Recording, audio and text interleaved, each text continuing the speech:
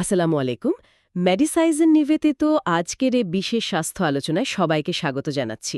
ওয়ালাইকুম আসসালাম। আমরা সবাই তো একটা সুস্থ প্রাণবন্ত জীবন চাই, তাই না? অবশ্যই কেনা যায়। কিন্তু আজকাল এত তথ্য, মানে কোনটা ঠিক কোনটা ভুল বুঝে ওঠা মুশকিল। একদম।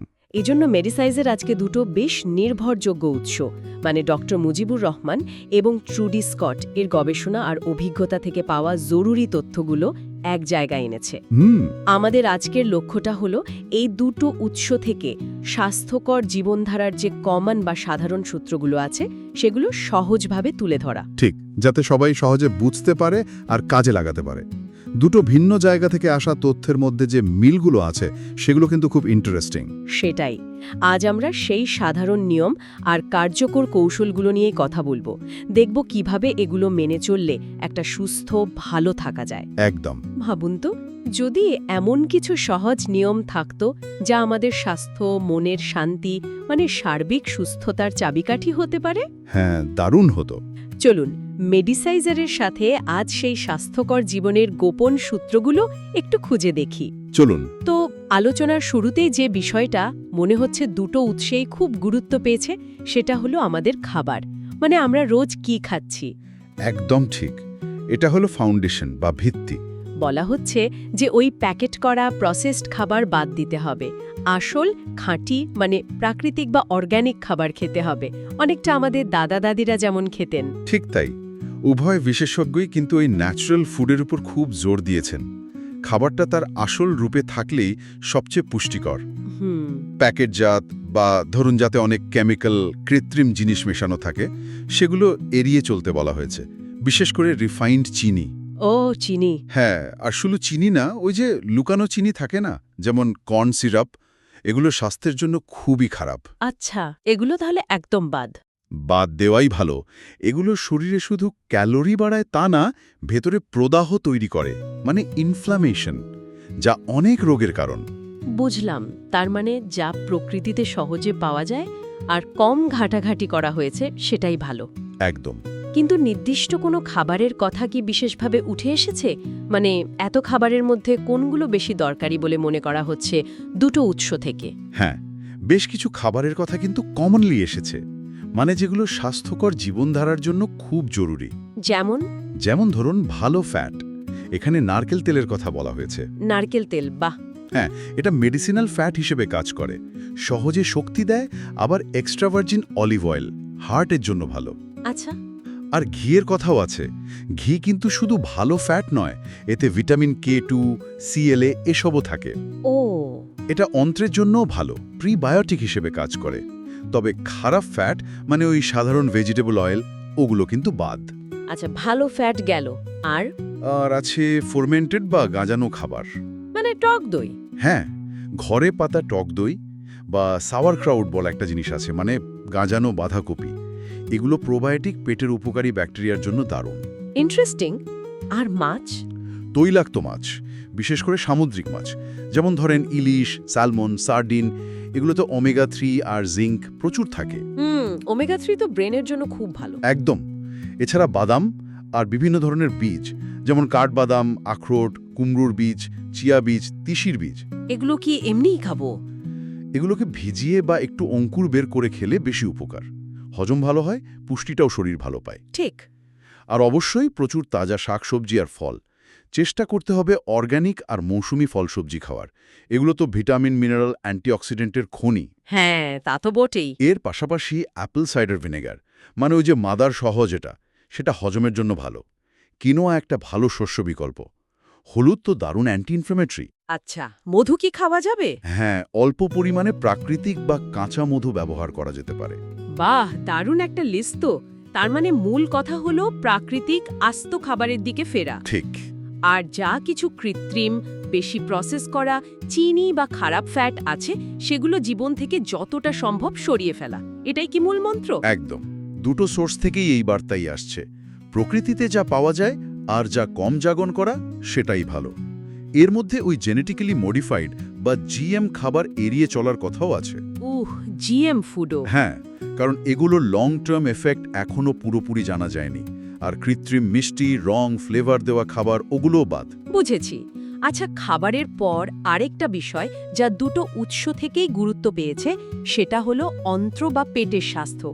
এটাকে নাকি সেকেন্ড ব্রেইন বা দ্বিতীয় মস্তিষ্ক বলা হয়। হ্যাঁ, এটা খুবই গুরুত্বপূর্ণ একটা কনসেপ্ট। কেন? এটা এত জরুরি কেন? কারণটা হলো আমাদের পেটের ভেতরে মানে অন্ত্রে কোটি কোটি জীবাণু থাকে। এদেরকে বলে গাট মাইক্রোবায়োটা। এরা শুধু খাবার হজমে সাহায্য করে না, এরা ভিটামিন তৈরি করে, আমাদের রোগ প্রতিরোধ ক্ষমতা নিয়ন্ত্রণ করে, এমনকি আমাদের ব্রেইনের সাথেও যোগাযোগ রাখে। তাই নাকি? ব্রেইনের সাথে? হ্যাঁ, আমাদের শরীরের প্রায় 70-80% ইমিউন সেল বা রোগ প্রতিরোধ কোষ কিন্তু অন্ত্রেই থাকে। আর ওই যে সেরোটোনিন, যেটা আমাদের মন ভালো রাখে, তার প্রায় 90% তৈরি হয় অন্ত্রে। অবিশ্বাস্য। এজন্য একে দ্বিতীয় মস্তিষ্ক বলা হয়। ডক্টর রহমান এবং ট্রুডি স্কট দুজনে কিন্তু এই অন্ত্রের সুস্থতার ওপর খুব জোর দিয়েছেন। পেট যদি ঠিক না থাকে তাহলে পুষ্টি শোষণ হবে না, ইমিউনিটি কমে যাবে, শরীরে প্রদাহ বাড়বে, এমনকি ডিপ্রেশন বা অ্যাংজাইটির মতো সমস্যাও হতে পারে। সর্বনাশ! তার মানে তো আমাদের ভালো থাকা না থাকার অনেকটাই নির্ভর করছে পেটের ভেতরের এই ক্ষুদে বাসিন্দাদের ওপর। একদম। তাহলে এই দ্বিতীয় মস্তিষ্ক মানে অন্ত্রকে সুস্থ রাখার সাধারণ উপায়গুলো কি কি? দুটো উৎস থেকেই কি জানা যাচ্ছে? কয়েকটা কমন আর খুব কার্যকর উপায় আছে। বলুন। প্রথমত, প্রোবায়োটিক সমৃদ্ধ খাবার। মানে ওই যে আগে বললাম, টক দই, সাওয়ারক্রাউট, কেফির, এইগুলো নিয়মিত খাওয়া। এগুলো সরাসরি ভালো ব্যাকটেরিয়া যোগায় পেটে। আচ্ছা। দ্বিতীয়ত, প্রিবায়োটিক আর ফাইবার। ভালো ব্যাকটেরিয়াদের তো খাবারও দিতে হবে, তাই না? হ্যাঁ, তা তো বটেই। সেই খাবারটাই হলো প্রিবায়োটিক। ফাইবার বা আঁশযুক্ত খাবার যেমন সবজি, ফল, ডাল, ইসবগুলের ভুসি, এইগুলো এই কাজটা করে। ফাইবার পেট পরিষ্কার রাখতেও সাহায্য করে। তৃতীয়ত, কিছু হজম সহায়ক জিনিস, যেমন কাঁচা অ্যাপেল সাইডার ভিনেগার। এটা পাকস্থলীর অ্যাসিড বাড়াতে সাহায্য করে, যা হজমের জন্য দরকার। আর ঘরে তৈরি বোন ব্রথ বা হাড়ের স্যুপ। বোন ব্রথ? হ্যাঁ, এটা অন্ত্রের ভেতরের দেয়ালটাকে মানে লাইনিংটাকে হিল করতে সাহায্য করে, প্রদাহ কমায়। এতে কোলাজেন, অ্যামিনো অ্যাসিডস থাকে, যা খুব উপকারী। বাহ, দারুণ তো। আর চতুর্থ, অবশ্যই পর্যাপ্ত জল পান করা। দিনে অন্তত 2 লিটার বা প্রায় 8 গ্লাসের মতো পরিষ্কার জল। এটা হজমেও লাগে, আবার শরীর থেকে বর্জ্য বের করতেও। সত্যি, পেট ভালো তো সব ভালো কথাটা শুধু কথার কথা নয় দেখছি। এর পেছনে এত বিজ্ঞান। একদম। অন্ত্রের যত্ন মানে পুরো শরীরেরই যত্ন। আচ্ছা, ভালো খাবার খেলাম, পেটের যত্ন নিলাম, এর পাশাপাশি শরীর যেন জরুরি পুষ্টিগুলো পায় সেটাও তো দেখতে হবে। মানে ভিটামিন, মিনারেলস, এগুলো তো শরীরকে চালায়। অবশ্যই। এই বিষয়ে কি নির্দিষ্ট কিছুর ওপর জোর দেওয়া হয়েছে? হ্যাঁ, একটা ব্যালেন্সড প্রাকৃতিক ডায়েট ফলো করলে বেশিরভাগ পুষ্টি চলে আসে। তবে কিছু কিছু ভিটামিন, মিনারেলের ঘাটতি আজকাল খুব কমন। আর এগুলোর গুরুত্ব দুটো উৎস থেকেই বোঝা যায়, বিশেষ করে যে খাবারগুলোর কথা বলা হলো সেগুলোর দিকে তাকালে। যেমন কোনগুলো বেশি জরুরি? যেমন ধরুন জিঙ্ক। এটা ইমিউনিটি, হরমোন ব্যালেন্স, এমনকি মানসিক স্বাস্থ্যের জন্য খুব দরকারি। জিঙ্ক কোথায় পাওয়া যায়? লাল মাংস, সামুদ্রিক খাবার, বিশেষ করে ঝিনুক আর কুমড়োর বীজে ভালো জিঙ্ক আছে। ট্রুডি স্কটের কাজে তো অ্যাংজাইটির সাথে জিঙ্ক আর ভিটামিন B6 এর অভাবের একটা লিঙ্ক পাওয়া গেছে। ও আচ্ছা, বি ভিটামিন তাহলে জরুরি? খুবই জরুরি, বিশেষ করে B6, B12। এগুলো শক্তি তৈরি করতে, নার্ভ সিস্টেম ঠিক রাখতে, স্ট্রেস কমাতে খুব দরকারি। মাছ, মাংস, ডিম, হোল গ্রেন, সবুজ শাকসবজিতে পাওয়া যায়। আর ভিটামিন ডি, এটা নিয়েও তো অনেক কথা হয়। হ্যাঁ, ভিটামিন ডি তো আসলে একটা হরমোনের মতো কাজ করে। ইমিউনিটি, হাড়ের স্বাস্থ্য, মুড সবকিছুর জন্য দরকারি। প্রধান উৎস তো রোদ। এছাড়া তৈলাক্ত মাছে কিছুটা পাওয়া যায়, কিন্তু এর ঘাটতি খুব বেশি দেখা যায়। ঠিক। আর ম্যাগনেসিয়াম? ম্যাগনেসিয়ামকে তো স্ট্রেস রিলিভিং মিনারেল বলে। এটা নার্ভকে শান্ত করে, মাসল রিল্যাক্স করে, ভালো ঘুমের জন্য দরকারি। এটা কোথায় পাবো? সবুজ শাকসবজি, বাদাম, বীজ, ডার্ক চকলেটে আছে। একটা মজার ব্যাপার হলো, ক্যাফেইন কিন্তু শরীর থেকে ম্যাগনেসিয়াম বের করে দেয়। তাই নাকি? তাহলে যারা কফি বেশি খায় তাদের তো ঘাটতি হতে পারে। হতেই পারে। তাই ক্যাফেইন কমানোর পরামর্শের সাথে এর একটা যোগ আছে। ইন্টারেস্টিং। আর ওমেগা 3? ওমেগা 3 ফ্যাটি অ্যাসিড ব্রেনের স্বাস্থ্য, শরীরের ভেতরের প্রদাহ কমানো, হার্টের জন্য খুব দরকারি। তৈলাক্ত মাছ যেমন ইলিশ, স্যালমন আর ফ্ল্যাক্সিড বা তিসির বীজে পাওয়া যায়। তার মানে একটা ভ্যারাইটিযুক্ত, প্রাকৃতিক, পুষ্টিকর খাবার খেলেই এই জরুরি উপাদানগুলো পাওয়ার সম্ভাবনা বাড়ে। একদম। শুরুটা খাবার দিয়ে করতে হবে। প্রয়োজনে সাপ্লিমেন্টের কথা ভাবা যেতে পারে, তবে সেটা ডাক্তারের পরামর্শে। ঠিক। আচ্ছা, খাবার আর পুষ্টির কথা তো হলো, কিন্তু স্বাস্থ্যকর জীবন তো শুধু কি খাচ্ছি তার উপর নির্ভর করে না। আমাদের লাইফস্টাইলের অন্য দিকগুলোও তো গুরুত্বপূর্ণ, তাই না? অবশ্যই, স্বাস্থ্য একটা হোলিস্টিক বা সামগ্রিক ব্যাপার। এই বিষয়ে কি ডক্টর রহমান আর ট্রুডি স্কটের মতামতের মধ্যে মিল আছে, মানে লাইফস্টাইল ফ্যাক্টর নিয়ে? হ্যাঁ, বেশ কিছু কমন বিষয়ের উপর জোর দেওয়া হয়েছে দুটো উৎস থেকেই। কি কি সেগুলো? প্রথমত, স্ট্রেস ম্যানেজমেন্ট বা মানসিক চাপ নিয়ন্ত্রণ, এটা খুবই জরুরি। আজকালকার জীবনে স্ট্রেস তো থাকবেই। হ্যাঁ, কিন্তু সেটা ম্যানেজ করতে শিখতে হবে। কারণ লম্বা সময় ধরে স্ট্রেসে থাকলে হরমোনাল ইমব্যালেন্স হয়, হজমে গণ্ডগোল হয়, ঘুম নষ্ট হয়, ইমিউনিটি কমে যায়। তো স্ট্রেস কমানোর উপায় কি বলা হয়েছে? ডক্টর রহমান যেমন পেটের সাহায্যে গভীর শ্বাস নেওয়ার ব্যায়ামের কথা বলেছেন, এটা শরীরকে রিল্যাক্স করে। আর ট্রুডি স্কট যোগব্যায়াম, মেডিটেশন, তাইচি এই ধরনের রিল্যাক্সেশন টেকনিকের কথা বলেছেন। মূল কথাটা হলো স্ট্রেস কমানোর উপায় খুঁজে বের করতে হবে। আচ্ছা, দ্বিতীয়? পর্যাপ্ত আর ভালো মানের ঘুম। ঘুম, এটা তো আমারও খুব দরকার। সবারই দরকার। ঘুমের সময় আমাদের শরীর নিজেকে রিপেয়ার করে, হরমোন ঠিকঠাক করে, স্মৃতি গোছায়। দুটো উৎস থেকেই বলা হচ্ছে রোজ রাতে 7 থেকে 9 ঘন্টা ভালো গভীর ঘুম দরকার। 7 থেকে 9 ঘন্টা? হ্যাঁ, ডক্টর রহমান যেমন রাত 10টার মধ্যে ঘুমাতে যাওয়ার কথা বলেন, এটা আমাদের শরীরের যে প্রাকৃতিক ঘড়ি আছে তার সাথে তাল মেলাতে সাহায্য করে। আর ট্রুডি স্কট ভালো ঘুমের পরিবেশ তৈরির ওপর জোর দেন। মানে ঘরটা অন্ধকার রাখা, ঠান্ডা রাখা, আর ঘুমানোর অন্তত 1 ঘন্টা আগে টিভি, মোবাইল বা ল্যাপটপের স্ক্রিন দেখা বন্ধ করা। ও, স্ক্রিন টাইম, এটা একটা বড় সমস্যা। একদম। তৃতীয় হলো শারীরিক ব্যায়াম বা এক্সারসাইজ। হাঁটা চলা করা। হ্যাঁ, নিয়মিত হাঁটা বা যে কোনো ধরনের ব্যায়াম। এটা শুধু ওজন ঠিক রাখে বা মাসল বানায় তা নয়, স্ট্রেস কমায়, মুড ভালো রাখে। ট্রুডি স্কট আবার প্রকৃতির কাছাকাছি, মানে বাইরে, পার্কে বা খোলা জায়গায় ব্যায়াম করার উপর জোর দিয়েছেন। এতে নাকি মানসিক উপকার বেশি। ঠিক, খোলা হাওয়ায় ব্যায়াম করলে মনটাও ভালো লাগে। একদম। আর চতুর্থ হলো টক্সিন বা বিষাক্ত উপাদান এড়িয়ে চলা। মানে কি ধরনের টক্সিন? আমরা প্রতিদিন অজান্তেই অনেক রাসায়নিকের সংস্পর্শে আসি। খাবারে থাকা কীটনাশক, বাড়ির ক্লিনিং প্রোডাক্টস, কসমেটিক্স, প্লাস্টিকের জিনিস, এগুলো তো অনেক ক্ষতিকর কেমিক্যাল থাকে। তাই তো। এগুলো শরীরে জমতে থাকলে হরমোনের সমস্যা হয়, নানা রকম রোগ হতে পারে। তাই ডক্টর রহমান বা ট্রুডি স্কট দুজনেই বলছেন এগুলো যতটা সম্ভব এড়িয়ে চলতে। যেমন অর্গানিক খাবার খাওয়া, প্রাকৃতিক ক্লিনার বা কসমেটিক্স ব্যবহার করা। জীবনধারার এই দিকগুলো আসলেই খুব জরুরি। আচ্ছা, এর বাইরে ডক্টর রহমান তো ফাস্টিং বা উপোসের কথা বলেন, তাই না?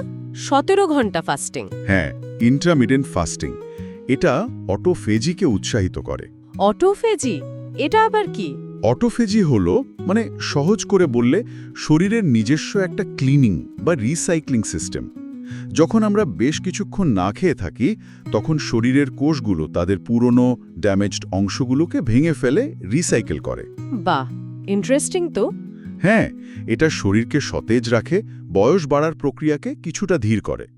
ডক্টর রহমানের 17 ঘন্টা ফাস্টিংয়ের পরামর্শটা এই অটোফেজিকে চালু করার একটা উপায়। বুঝলাম। আর ট্রুডি স্কট বলছিলেন ক্যাফেইন, অ্যালকোহল বাদ দিতে। হ্যাঁ, বিশেষ করে যারা অ্যাংজাইটিতে ভোগেন তাদের জন্য ক্যাফেইন, অ্যালকোহল, নিকোটিন এগুলো পুরোপুরি বাদ দেওয়ার কথা বলেছেন। কারণ এগুলো নার্ভাস সিস্টেমকে উত্তেজিত করে, অ্যাংজাইটি বাড়াতে পারে, ঘুমও নষ্ট করতে পারে। আচ্ছা, এগুলো হয়তো সবার জন্য কমন সুপারিশ নয়, কিন্তু স্বাস্থ্যকর জীবনের অংশ তো বটেই। ঠিক। তাহলে পুরো আলোচনা থেকে যা বুঝলাম, স্বাস্থ্যকর জীবন মানে কোনো একটা ম্যাজিক বড়ি নয়। একদমই না। বরং এটা একটা কমপ্লিট প্যাকেজ। কি খাচ্ছি, পেট কেমন আছে, শরীরে জরুরি পুষ্টি যাচ্ছে কিনা, স্ট্রেস কিভাবে নিচ্ছি, কেমন ঘুমাচ্ছি, নড়াচড়া করছে কিনা, আর চারপাশের টক্সিন থেকে নিজেকে বাঁচাচ্ছে কিনা, এই সব কিছু মিলেই। একেবারে ঠিক বলেছেন। আর এই সবগুলো বিষয় কিন্তু একটার সাথে আরেকটা জড়িত, চেইন সিস্টেমের মতো। মানে ধরুন, আপনি ভালো খাবার খেলেন, তাতে আপনার পেট ভালো থাকলো, পেট ভালো থাকলে পুষ্টি ভালো শোষণ হলো, শরীরে শক্তি এলো, মন ভালো থাকলো। আবার ভালো ঘুম হলে স্ট্রেস কমলো, তাতে হজমও ভালো হলো। ব্যায়াম করলে ঘুম ভালো হয়, মুড ভালো থাকে, পুরোটাই একটা সাইকেল। তার মানে কোনো একটা দিক দাঁত দিলে চলবে না, সব দিকে খেয়াল রাখতে হবে। একদম। আরেকটা জরুরি কথা হলো একদিনে সব বদলে ফেলার চেষ্টা না করা, ছোট ছোট স্টেপ নেওয়া, ধীরে ধীরে অভ্যাস তৈরি করা, এটাই লং রানে কাজে দেয়। তুলনাটা বেশ সুন্দর, অনেকটা একটা বাগান করার মতো। শুধু ভালো বীজ ফেললেই হবে না, ঠিক।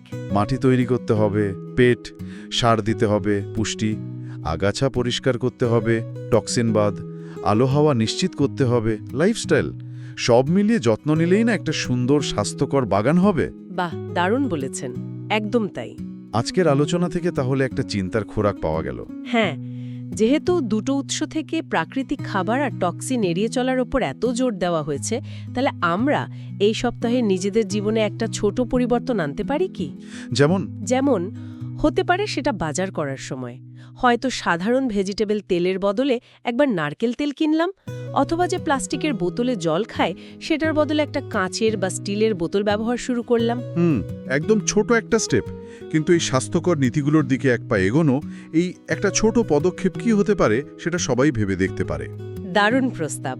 আচ্ছা, মেডিসাইজার নিবেদিত স্বাস্থ্যকর জীবনধারার সূত্র নিয়ে আমাদের আজকের এই গভীর আলোচনা তাহলে এখানেই শেষ করি। আশা করি ডক্টর মুজিবুর রহমান এবং ট্রুডি স্কটের কাছ থেকে পাওয়া এই কমন আর জরুরি সূত্রগুলো সবার সুস্থ থাকার পথে একটু হলেও সাহায্য করবে। অবশ্যই। আর মনে রাখতে হবে, জ্ঞান তখনই শক্তি যখন সেটা কাজে লাগানো হয়। তাই অল্প অল্প করে শুরু করা যেতে পারে। প্রতিটি ছোট ভালো পরিবর্তনই কিন্তু শরীর আর মনে পজিটিভ প্রভাব ফেলবে।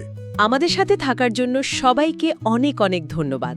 স্বাস্থ্য নিয়ে এমন আরও নির্ভরযোগ্য আর ইন্টারেস্টিং আলোচনার জন্য মেডিসাইজারকে ফলো বা সাবস্ক্রাইব করতে পারেন। হ্যাঁ, আর নোটিফিকেশন বাটনটা অন রাখলে নতুন আলোচনা আসলেই জানতে পারবেন। সবাই সুস্থ থাকুন, ভালো থাকুন। আল্লাহ হাফেজ। আল্লাহ হাফেজ।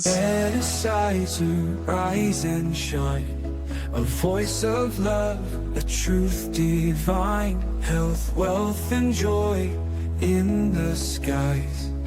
Live your life through medicine.